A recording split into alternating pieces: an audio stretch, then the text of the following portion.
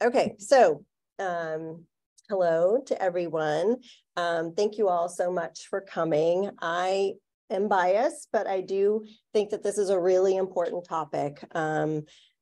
Falls and fall prevention can really affect how we age in general, and that the how we want to age, and also then how our caregivers are able to help us age. Falls can really play a huge role in how that happens. So Charity kind of said my background as far as I am an occupational therapist by trade and have been for about 30 years now, and have earned the extra certifications for home modifications specifically.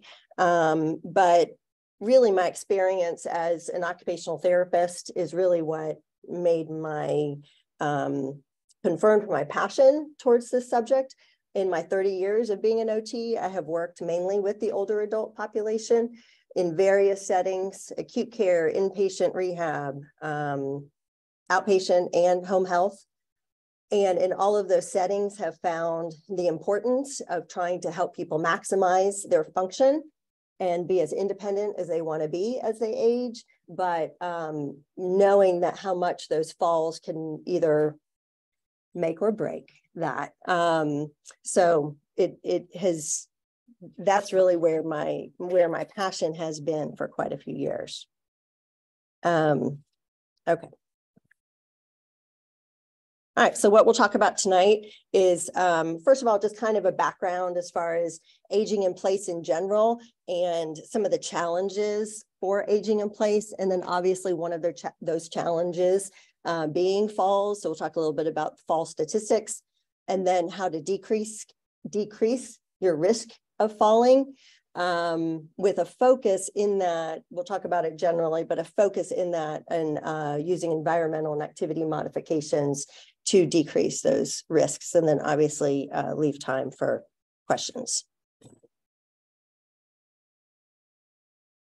So first of all, aging in place. According to 2021 survey from AARP, 3 out of 4, 76% of adults 50 and over want to be able to age in their current home and community. There are obvious challenges to this: the environment, excessive demands on caregivers, and then the aging process in and of itself, with falls included in that. So number one, the environment. This is the big picture.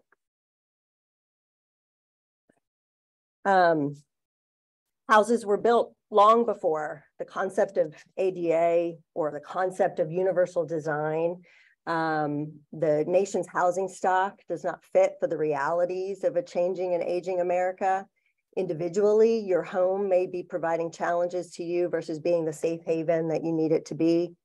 The cost may feel prohibitive, whether it be that you know that your home may need some modifications and you feel like it would have to be like completely renovated to help, which may not be true, or the cost of moving may be too cost prohibitive. And another big picture, even with the environment, is that even if every single person wanted to move to a senior living apartment or assisted living, they're just the demand would far outweigh the supply, especially in certain parts of the country and more rural areas.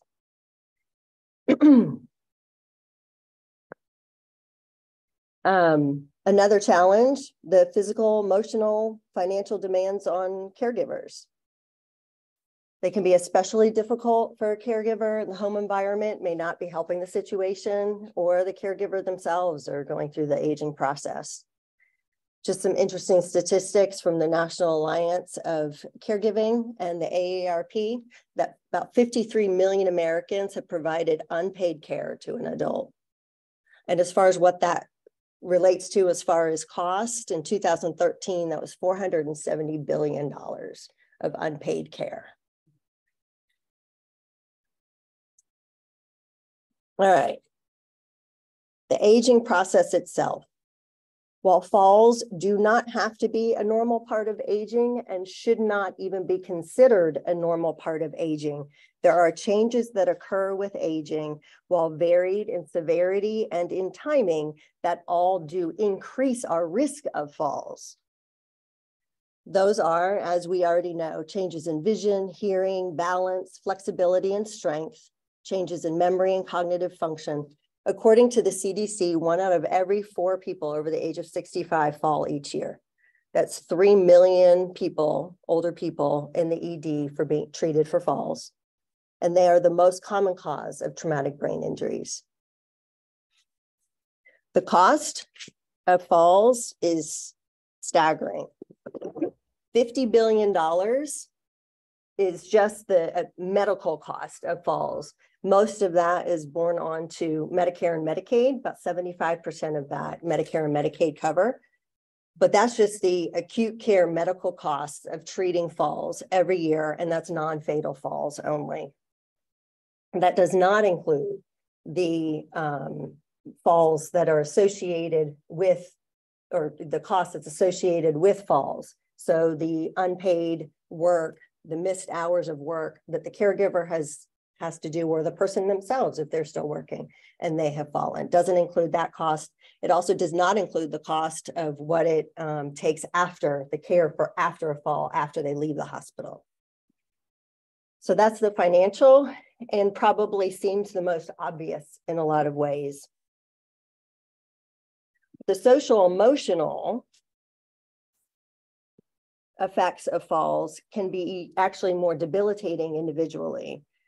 The fear of falling is very real and can limit social activity, the ability to participate in physical activity, which unfortunately then, of course, has the spiraling effect of decreasing the physical activity, which is going to just increase the aging process and the speed of the aging process. So ways to overcome these challenges.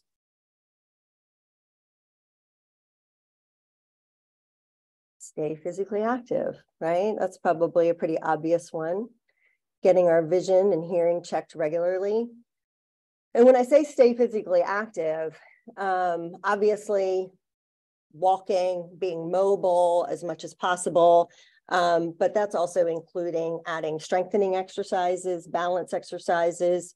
You think about Pilates, yoga, flexibility exercises, Tai Chi.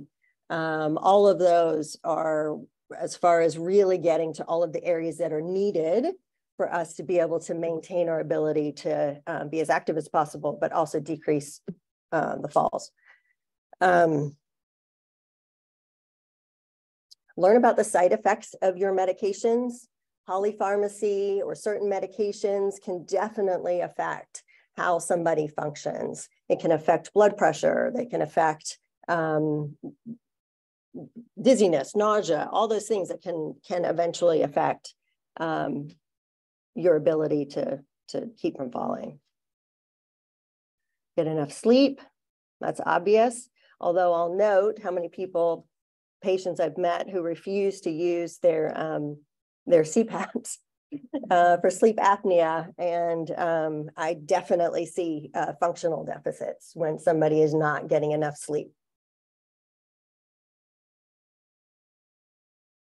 On the note of blood pressure, if you have any history of orthostatic hypotension, or just feeling a little dizzy when you stand up, just one kind of easy thing to do is when you first stand up, you count to 3 before walking. So that means no running to the phone, no running to the doorbell, things like that. Is taking those transitions much more slowly. If an assistive device has been recommended for you, use it. I could probably do a whole other talk on assistive devices and mobility devices, but I will not. That being said, if there's ever a question on whether an assistive device should be used, obviously going to an outpatient physical therapist for a full assessment would probably be your best bet. But just for your understanding on kind of what we see as therapists and when we would recommend an assistive device, obviously if there's a history of falls, Some things that you may note in your loved one or for yourself, if there's a lot of furniture surfing, right? If you can't get from point A to point B without holding on to furniture, that's a good sign that probably an assistive device is needed. There's lots of different options for assistive devices, and they all do not work for everyone. So that is where a full assessment from a physical therapist would be the best bet if there's a question. And then finally, and what we're going to focus on now is modifying your home activity, caregiver methods to enhance and maximize function and independence based on whatever those cognitive and physical needs are. And then obviously within that, we're decreasing risk of falls. Okay.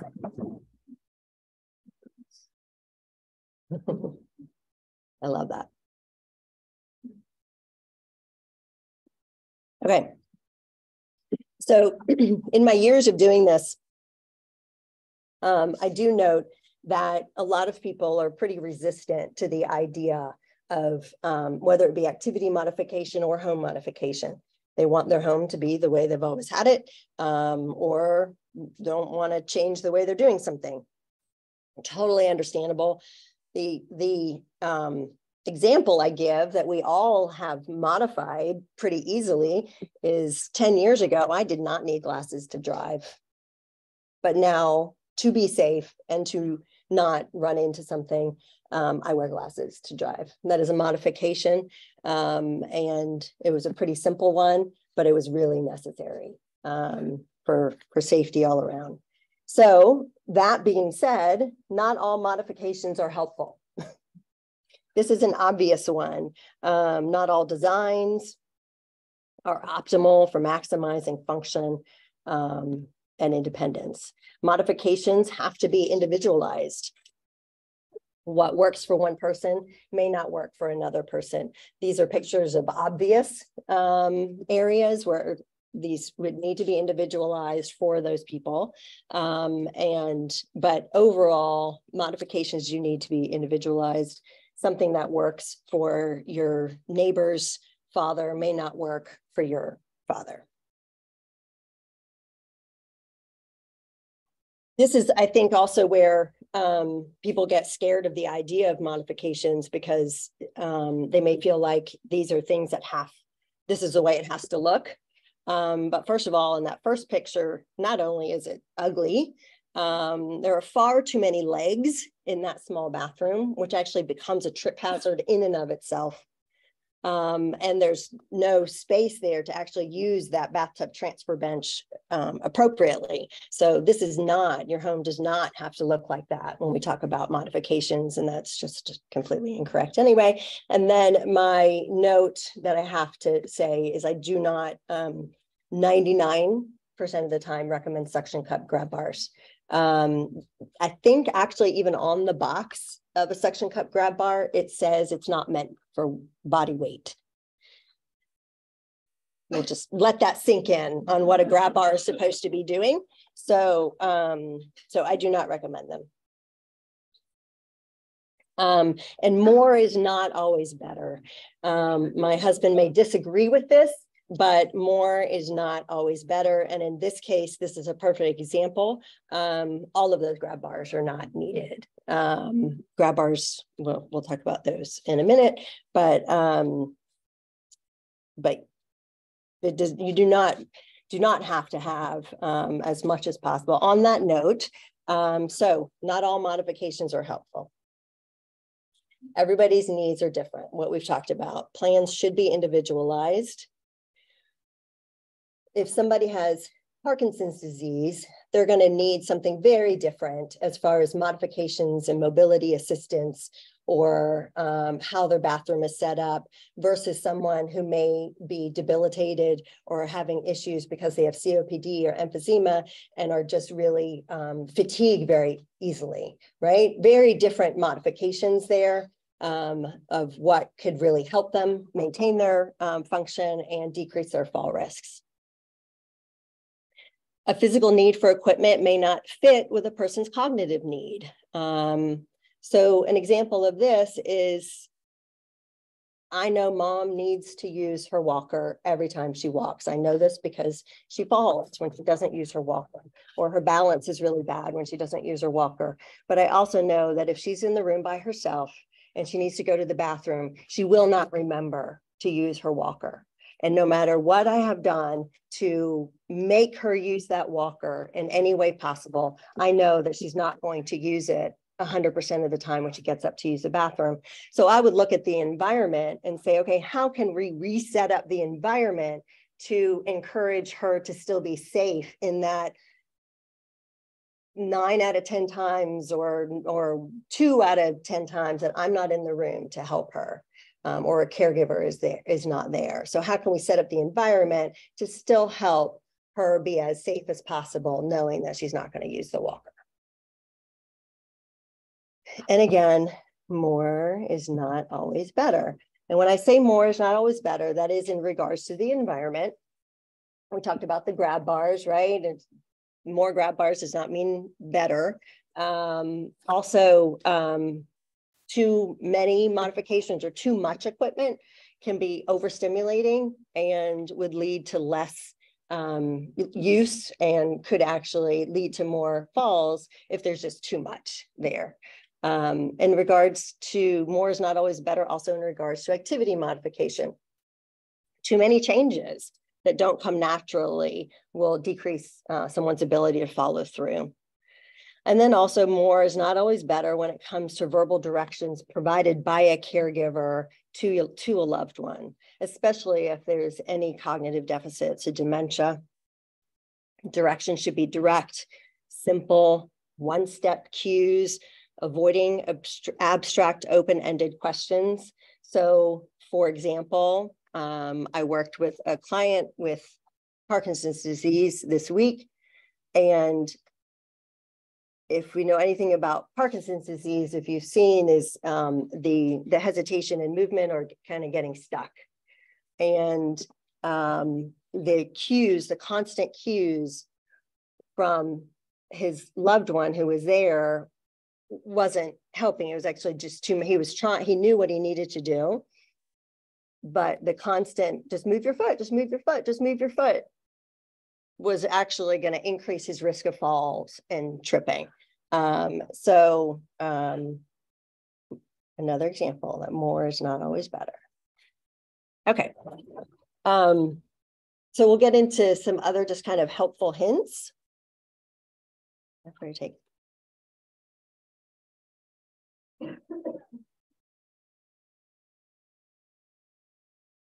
We've all heard this one.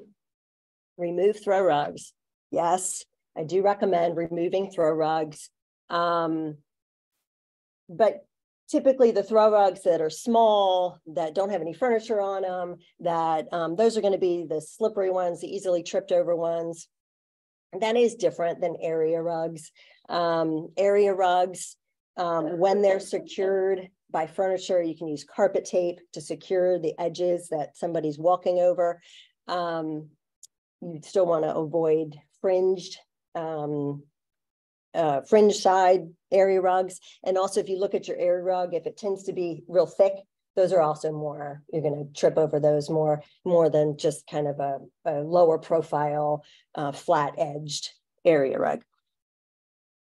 Everyone does love their at least one rug in the bathroom. We all understand that, right outside the shower. And where I've seen the difference is when I had a caregiver say, well, I was told to remove everything. So what do? They just put a towel on the floor every single time they get out of the shower. And I'm like, well, actually a non-slip rug would be safer than that towel that you just has no grip to the floor. So, so non-slip rug, rubber on the bottom. You can definitely tell the difference when you go to Target or whatever.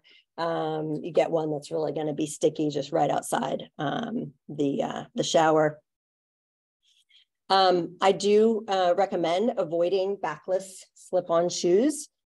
And that's even when I wear slides or flip-flops or whatever, they encourage shuffling. They encourage shuffling for everyone when you're wearing shoes like that. So if you already have some issues with balance and now you're wearing a backless shoe, you do have an increased risk of tripping.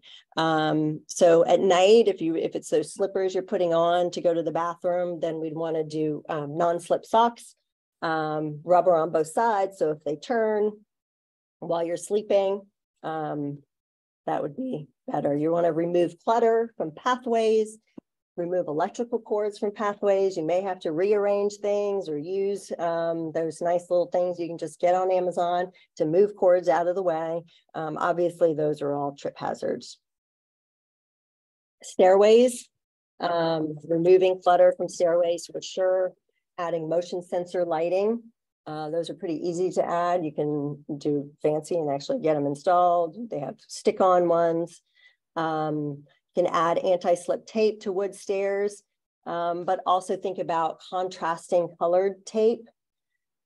We know, and as we've already discussed, those changes in vision, the ability to detect where one step ends and the other one begins. And you can even test it, and I've started to do this when I'm in a person's home, because I can tell my vision has already started to change. When you look straight down at that stairway, it's hard to tell the one step from another. So imagine adding about 20 years to your eyes, and it can be dangerous. So adding contrasting tape, adding handrails. So there's handrails on both sides. If there's an area that you don't want somebody to go up without assistance, and obviously adding a gate. They don't have to look like a child's gate. You can get one that's made like the stairs. Okay, so let me make sure. All right, so of course we have to talk about grab bars. Number one, grab bars no longer have to look institutional. There's lots of really nice looking grab bars out there. Moen has a line, Delta, Invisia. There's a few different companies that have nice looking grab bars. The other thing with grab bars is it used to be that you had to install both sides into studs. And while that's still great, and if both sides of a grab bar can be installed into studs, perfect. But if they cannot, if you can get one side into the stud and the other side you can use secure mount or wingets. They're special kind of installation, what do you call them? Things. Handyman does that, but yes, but I know, so at least one side into a stud, the other side you can use these different kinds of mounts now. But not only do they need to be installed correctly with these mounts, one side in the stud, not only do they not have to look institutional, but what we like to say, right? Location, location, location. They need to be installed in the appropriate location for that person. So not every location of a grab bar is the same as what everyone else needs. It totally depends on the way your bathroom is set up.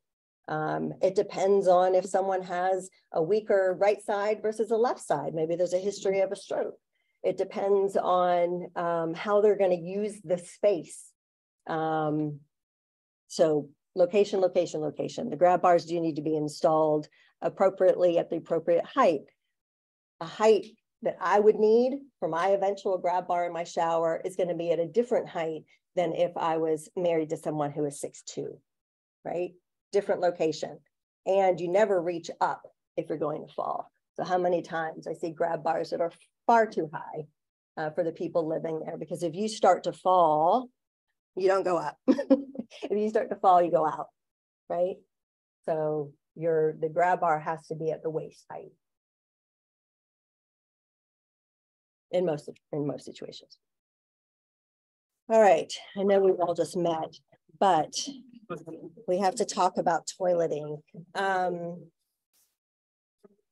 Generally speaking, it is easier to sit and stand from surfaces that are not too low, a little firmer, not too deep, and that have two armrests.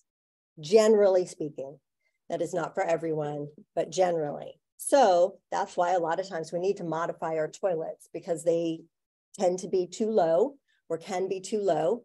And you're sitting for a while or whatever, and you need something to help push yourself back up. So lots of options for modifying toilets, and they range. So the top left, that's just your basic 3-in-1 commode, bedside commode without the bucket. Place it over the toilet. You now have it raised and you have 2 armrests.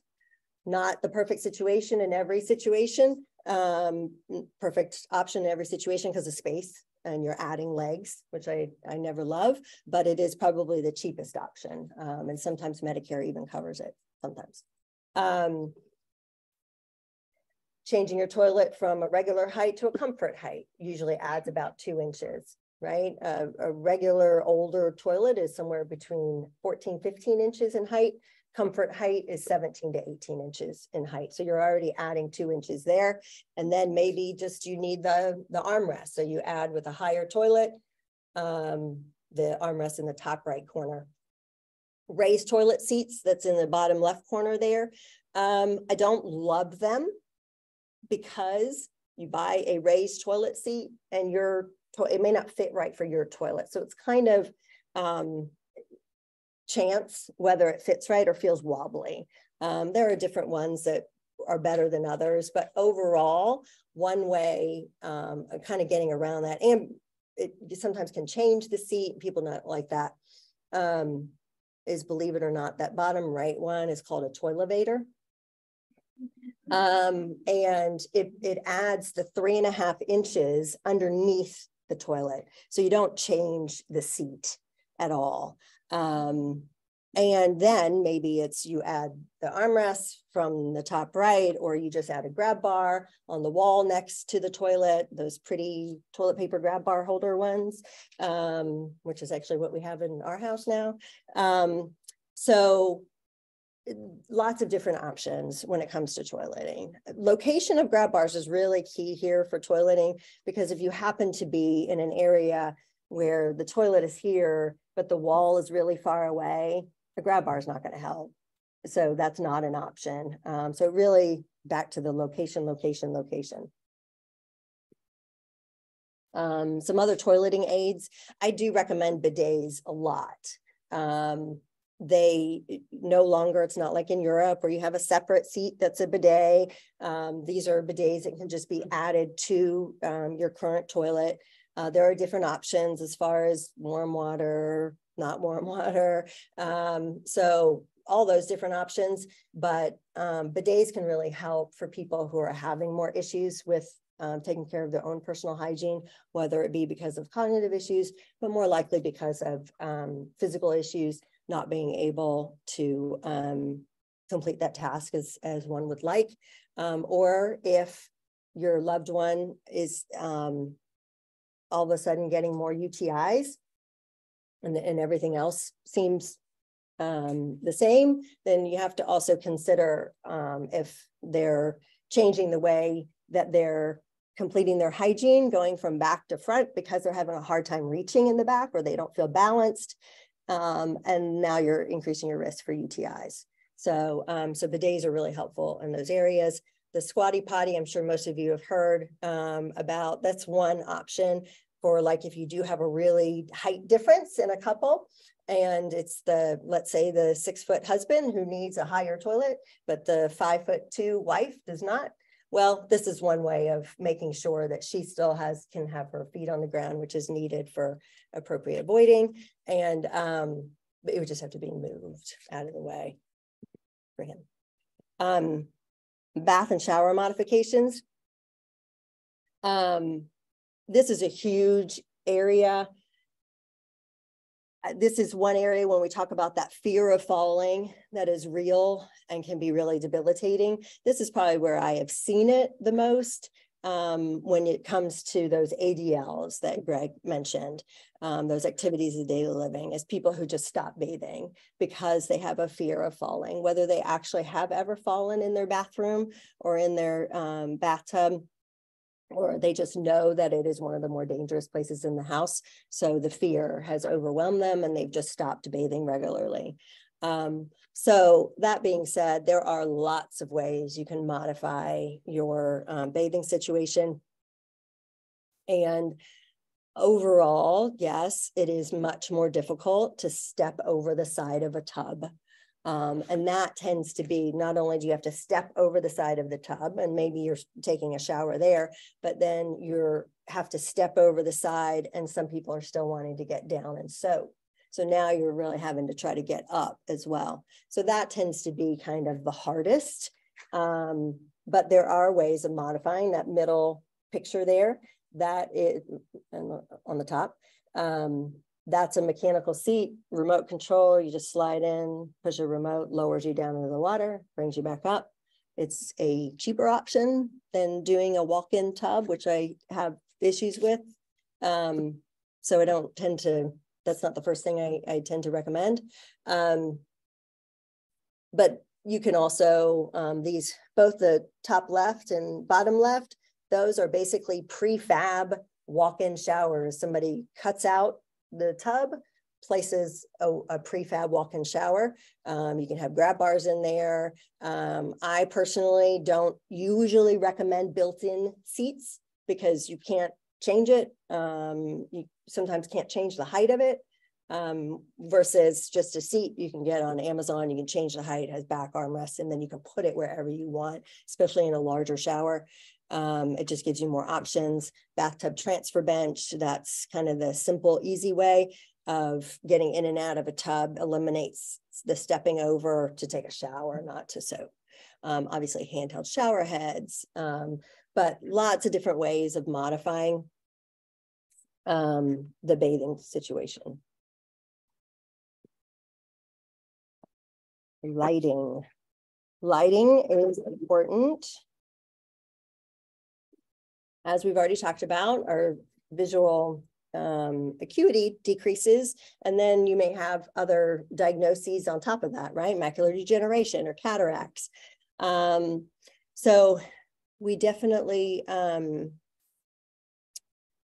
whenever you can add natural light is overall the best. Adding contrast wherever possible.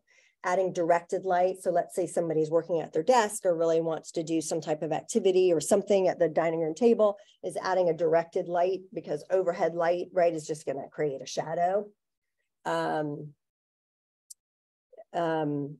Looking at nighttime voiding, again, to really help decrease those falls. Looking at nighttime voiding as far as the accessibility to light. If somebody is sitting on the side of the bed and they're having to reach way far over to get to their lamp, that may encourage somebody slipping off the bed, especially if that bed is too high for them, which we'll get to in a minute. And so you can make any lamp pretty much a smart lamp. You just plug it into a smart plug, and then you can use a remote control on that lamp. And the remote control can be very accessible on a night room table. And then they just need to hit it and turn on the light. Motion sensor night lights, whether they're fixed on the wall or in the bathroom plugged in. Obviously using voice activated systems, but that would only be if someone is already used to it. That's not something I would typically add to somebody who's not used to that concept. And on the note, I know I keep mentioning Parkinson's, but the voice, how loud somebody is, it decreases. So that can really affect ability to use voice activated systems. Doorways are another one that you can pretty easily fix, and don't always have to think that you have to widen doorways.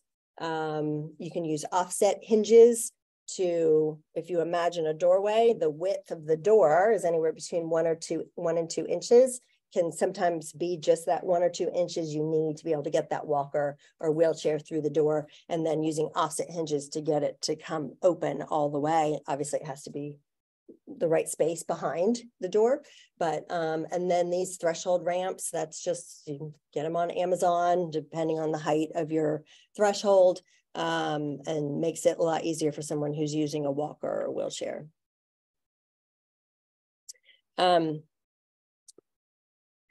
So these are just, so furniture, bed, car modifications. I'll say something about bed first. Probably the biggest surprise to me when I started really working with people in their homes was seeing how difficult bed mobility and how many falls occur around the bed. This I find a lot of times when I always ask people when I see them is their history of falls, and then not just oh, you've fallen 5 times, oh, okay, but then, oh, tell me about the falls, tell me how you fell, and you get a lot of information that way. They'll say, oh, I didn't fall, I just slid off my bed. I would consider that a fall, and it's actually can be pretty easily fixed, because a lot of times if they're sliding off the bed, it's probably too high for them.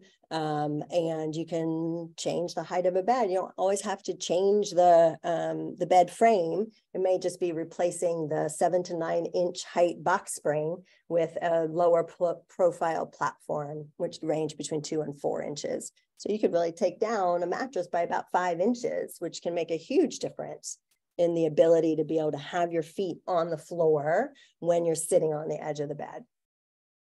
Adding a bed rail, not a long bed rail that impedes in and out. This is not to keep someone in bed, that because those are safety issues with that, and definitely can increase falls and worse falls if you're adding a bed rail to keep someone in bed.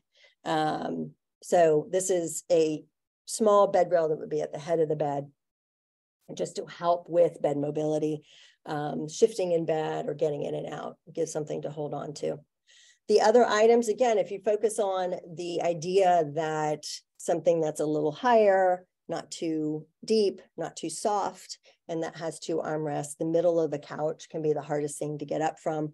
So we tend to just say kind of avoid the middle of the couch. But you can also add handrails or armrests to a couch pretty easily. You can raise couches up. In the top right corner, he's using just a little car transfer hook that just fits into the notch where doors close in, like it's a U-shaped notch in the side of your door. You just hook that, gives an extra little push, stick it in the car, use it for next time. So it doesn't stay there. You just put it in and out when you need to stand. Chair lifts, pros and cons, as I'm sure most, if you've ever gone to a physical therapist, they'll say, no, don't use chair lifts. My view on chair lifts is, yes, we want people to practice their sit to stand and to work on their quad strength. And that's really what you need for that sit to stand. But if somebody is alone at home and getting stuck in their chair because they can't get up and they need to get to the bathroom, I say get a chair lift. You don't have to push the button, right? So if you're in the chair and you want to work on your sit to stand, or your family member is there, your caregiver is there, then you can stand and practice your standing. But if someone's going to get stuck, then a chair lift may be the option. But I do not recommend the ones that are real bulky and real soft arms. Definitely the more kind of petite, firmer arms are better in my mind. All right, so home, entry, exit. First of all, stairs in the house. Sure, one easy modification for somebody who has a 2-story house is to think about, can you just live on the main level, right? Lots of people do that. But if not, then yes, there are the options for stair lifts. They do attach to the stair, not the wall. So that's been what I found people not understand that. So they do attach to the stair. If you need a curve, it's much more expensive than a straightaway. But you can get, if you can get them, they're great. As far as ramps in and out of a home, the ratio for incline is basically, you're looking at the elevation into the home, and then it's a foot of ramp for every inch of elevation. That's the recommended incline to be able to walk up the ramp and to be able to use a manual wheelchair. It's actually a little tough to use a manual wheelchair, even on that incline, depending on someone's physical ability. So even having a longer ramp can even be better as far as managing it. But that is, so if you have a 9-inch step into your house, that's a 9-foot ramp. So most people, when you really measure your entryway, it's got to be a pretty long ramp for it to be appropriate. So there are ways no longer, again, do you have to find someone to build you a wood ramp, which are very expensive. These metal modular ramps are great. There's lots of companies out there that install those, they measure it, they install it, and they can be removed when they're not needed anymore. The bottom, or the far right, that's called a suitcase ramp. Those are for your smaller entryways, or so like that's a 5-inch, so that's a 5-foot ramp, 5-inch elevation, and those can sometimes just be placed, folded, and removed, like for those locations that you really can't keep a ramp. Or, oh, well, I go to my daughter's house and she has an entryway, but I'm using my wheelchair or my walker. Well, you can bring the ramp along, and or your daughter can have one and bring it to your house. So that's actually our house. We added those rails when my mother-in-law moved in with us. She was still doing steps, and we really didn't have a good option to do a ramp. So we just had those handrails added to our side door steps, which were extremely helpful. One thing I will note, as far as, do I still have time? Because I only have like 2 more slides. Good.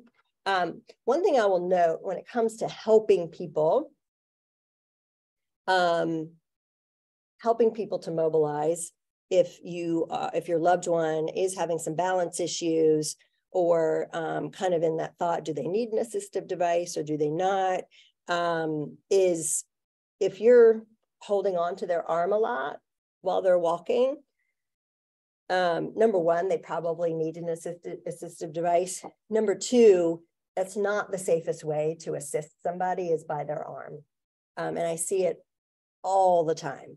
So in this case, it allowed my mother-in-law to hold onto the rail herself and step up, while us or her caregiver was there and helping her at her waist, which is where, if you're going to fall or trip or something, that's where you want to hold somebody, because that's where everyone's weight is. That's where your center of gravity is. So that's why you always see therapists with the belt around somebody's waist. That's not because they don't want to hold your hand. That's because that's where they're going to affect the most assistance if the person needs it. The other issue is, if you're holding their arm, number one, you tend to be trying to help them by kind of lifting up, and could just throw them off instead, because you're lifting up on one side. So that can throw somebody's balance off. And it is, if somebody were to start to lose their balance, you now have hold of the weakest joint in the body as we age, and that's the shoulder, one of the weakest joints. The shoulder is not a strong joint and can be injured really easily. So, do not recommend holding someone by their arms. They should be holding on to an assistive device if they need it, or walking normally with their arms and you holding on to their waist if they're needing assistance. So I have one slide of some higher tech options for some fall detection, but also to assist to decrease fall risks. Number one, I'll put a recommendation out. Overall, medical alert devices are great. There's lots of different options out there. So, if you start looking into that, they're high sales. So just know that if you're going to start looking into it, you will get a lot of calls back trying to get you to purchase their device, but they are helpful. I like the fall detection, the devices that have fall detection, and also for those that have dementia or is having GPS capability. Yes, Apple Watches have some of those features as well. I do not recommend adding an Apple Watch to someone who was not using it already. It's not something that tends to come naturally, unless somebody's an Apple person. There's bed alarm systems, bed alarm pads, can be a little sensitive and maybe go off too often. It really depends on how much somebody moves in their sleep, but they do have, there is a system where you can kind of attach it to the clothing, and then that way it'll send a message through an app to let someone know that they are, someone's getting up out of bed, let's say. Obviously, there's in-home video monitors, things like that. All right, so in closing, we all have an increased risk of falls as we age. We all do, based on the things we talked about as far as how our body changes. But falls should not be considered a normal part of aging just because we have an increased risk. There are things that we can do. We can take active roles in our goal to decrease our fall risks by caring for our physical selves, obviously, as well as modifying our activity and our environments as needed. In the long run, planning ahead will save you money. I just saw someone earlier this week, a couple living in their own home that they have absolutely no physical deficits right now, but they're in their 70s and they know they want to stay in this home and they need to redo their bathroom. They're sick of their bathroom and they want to redo their kitchen at the same time. So their interior designer said, smart lady, said, why don't I find out what really may be needed and how they can modify their home so they can stay here. So what if one of them ends up needing a walker? What if one of them ends up needing a wheelchair? If they had just done the renovation just based on aesthetic, which is all fine and good, but not thinking through what may happen in 5 years or 10 years, they would have had to go back and redo it. So now I went in, said, these are the things to recommend, or these are the things I'm recommending that you consider as you're modifying your space. You want a new bathroom? Go ahead and do a 0 entry. If you're good with that, then great. You got a 0 entry shower if you ever needed to be rolled in. And you're not making decisions in a crisis moment, which is always can save you money. And that's it. Any questions? I got a question. Yes. My question is about the chair that you go down and Mm-hmm. I've never seen one of those. Mm-hmm. Yeah, no, they're great. There's a few on the market. I can show them to you afterwards. Yeah, you can just get them on Amazon. You have to, you would measure your tub and kind of make sure it fits, and you need, you actually don't even need an electrical outlet near there because it's battery. So yeah, they're very helpful for people who still want to soak. And my second question is about lifting up under your arms. Tell me about that. I guess that's not a good thing to do.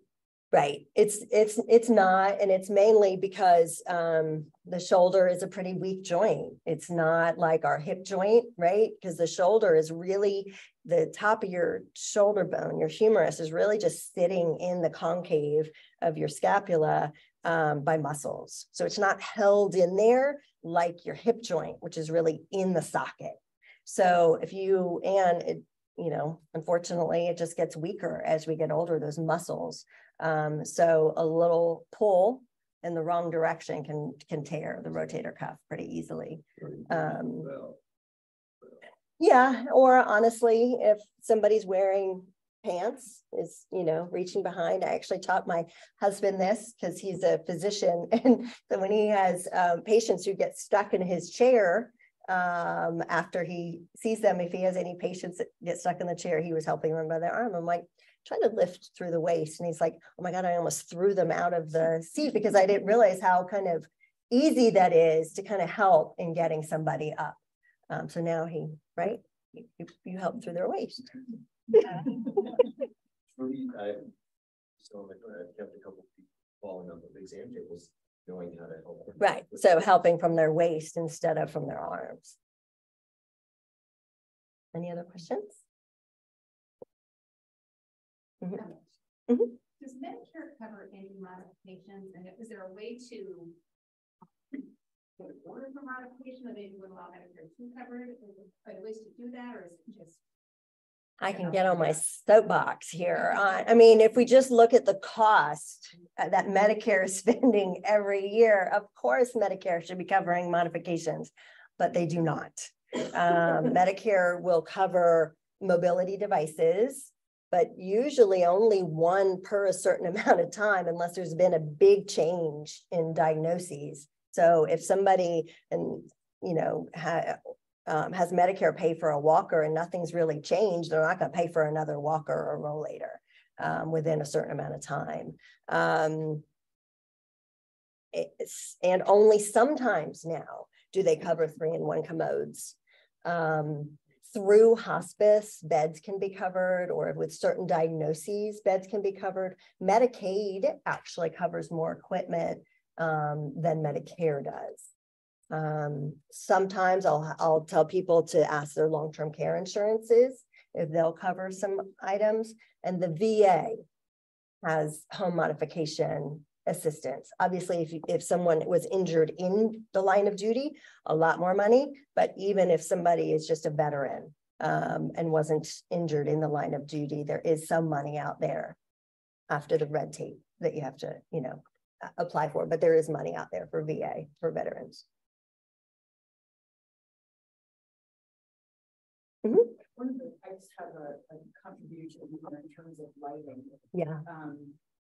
As move managers, we often put timers in on lighting fixtures.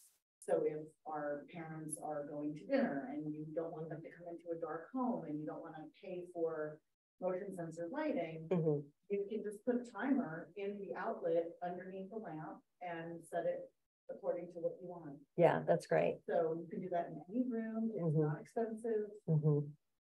Yeah, that's great. Anything else? I was a comment. Ironically, my husband and I are in the midst of in our house. He's only 57 and I'm 61.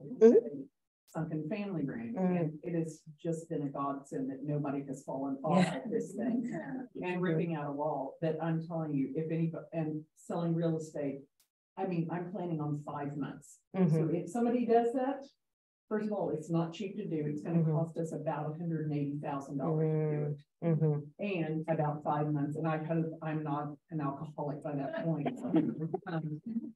Those are tough. The sunken living rooms are tough. I have people who aren't gonna modify yet. We've added grab bars, just like those outdoor grab bars, the outdoor handrails, but still, yes, no, they're tough. I'm interested in this, the cyclical nature of the fear of falling, contributes to a fall. Yeah. Makes you have a greater fear of falling, then increase your likelihood of falling. Yep. And granted, there's things on the way there, actually. Sure. Inactivity, things of that nature. But how do you address, what advice would you give for addressing that fear? Because it's not as simple as saying, hey mom, hey dad, like stop being afraid of falling. It's gonna make it right. So how do you address like the psychological nature of that fear of falling?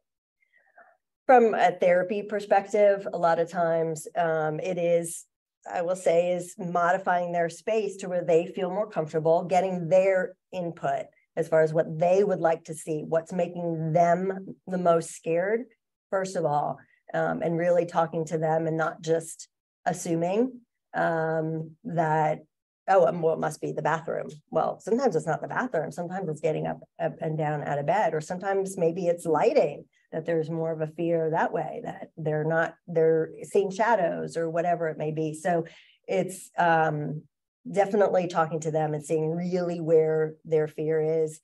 But then a lot of times it's modifying where you can as far as the environment to make it as safe as possible. looking at different mobility devices that maybe will make them feel more safe.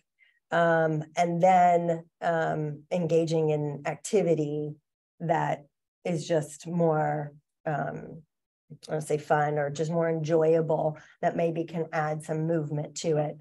I have found in the older adult population, that may change as the younger generations get older, is that just doing rote exercise to get people up and moving again and feeling like, oh, you can do this exercise. That means you can stand and walk to over there.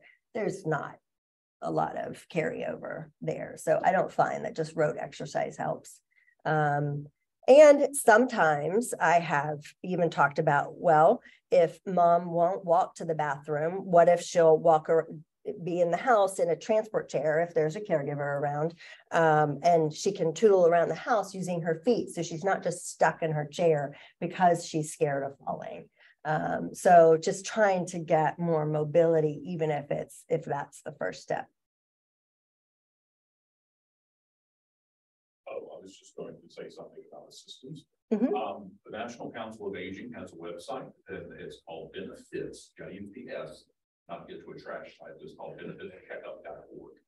And you can plug in someone's zip code, income level, and it'll show you every available program that's available in that state and in that area. And oh, that's great. Home modifications services available for free for people who qualify. That's great. Benefits, checkup.org, or just go to the National Council of Aging website and answer your questions from earlier. Some Medicare Advantage plans are health coverage, that kind of thing. Oh, that's good. But it's starting to grow because they recognize that we're going to fall, not spend a lot of money. So, it is a lot cheaper to prevent. Yes. Yeah. How many people fall due to pets? That's a good question. I would have to look that up. I'm not sure, but I have to think, I mean, I've just in my years of being a therapist, that is not an uncommon way to fall. So yes, I would have, I don't know the percentage, but. But you showed some cool handrails and, toilet paper holders, that kind of thing, but do they need to be at a 45-degree angle or horizontal ones? Yeah, so I actually overall, it's pretty rare that I recommend an angled grab bar. Most of the time, I'm either recommending horizontal or vertical, depending on the location and the situation in which they're using it. So you think about, like, even in a shower, to add a horizontal grab bar just allows more use of the bar. You're never going to use, if you're up managing the water at the faucet, you're not going to probably use that top part of the bar as much as you would if it was straight and you were able to walk the entire way to your faucet, right? So it just allows more ability to use a bar if it's horizontal. Vertical, people tend to like that one for stepping in and out, especially a tub. But even a shower with a lip, that vertical one tends to be where people feel more secure.